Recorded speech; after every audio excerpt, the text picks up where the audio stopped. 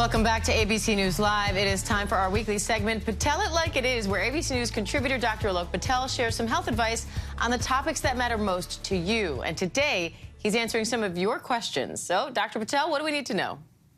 Dan, one of my favorite parts of the entire week. Our first question is one that I ask myself not infrequently. A lot of people have asked. It comes in from Alana. I don't know what state Alana is in, but Alana represents all of us because she asks, is my coffee really the cause of my heart palpitations? Well, Alana, as I am holding my own cup of coffee, I will tell you that life experience and a lot of reputable websites will tell you that high amounts of caffeine can cause some heart palpitations in people or funny feelings in your heart. But here's the reality. Research, multiple studies, including statements from the American Heart Association, will tell you that coffee should not cause a prolonged arrhythmia or weird sensation in your heart. And if you have this, you don't want to blame your coffee, but pay attention to some other signs of palpitations or other conditions that can cause this, such as stress, anxiety, exercise, alcohol, stimulants, including some that are over-the-counter or illicit drugs, and underlying medical conditions like infectious disease, even some thyroid or other endocrinology diseases. These are important. Don't blame your coffee for everything. And one other thing I have to mention, there are a lot of health headlines about the benefits of coffee. These are usually in studies involving 8 to 12 ounces of black coffee and not those frappa whatevers that are filled with whipped cream and a ton of sugar. So pay attention to what's in your cup. So, Dr. Patel, what do you think when people talk about things like all in moderation, right? Are you in that camp? How do we respond to this? Oh, I'm all about moderation when it comes to coffee. And the majority of studies do show that coffee is relatively safe if you're having a few cups a day. And again, it all comes down to paying attention to what you can tolerate. If you have certain medical conditions, such as a pre-existing arrhythmia, and you're worried, chat with your doctor before you dive into a fresh cup of brew. It's that simple.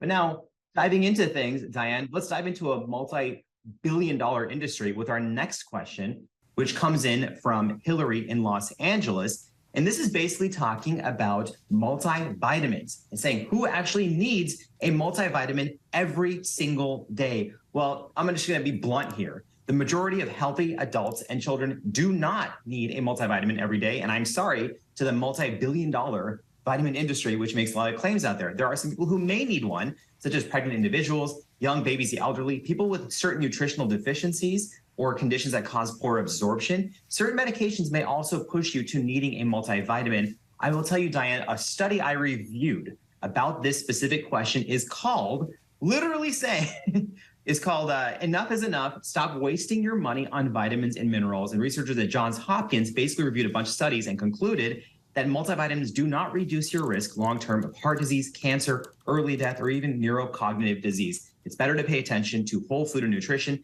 you have questions, talk to a healthcare professional or a nutritionist.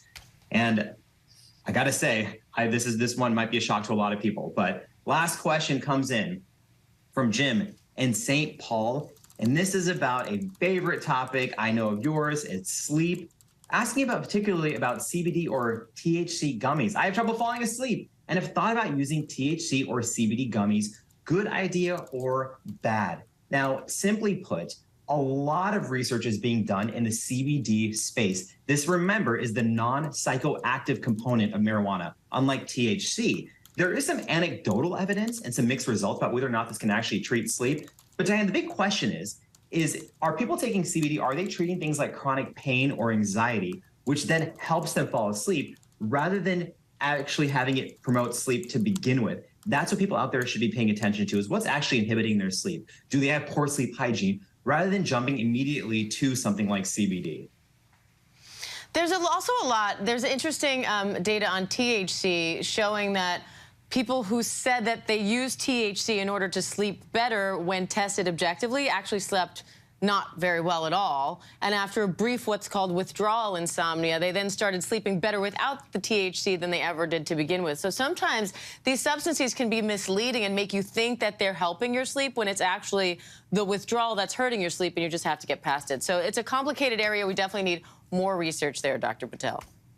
Oh, you nailed it. Sometimes just shutting your eyes at night does not actually mean that you're getting consistent restfulness.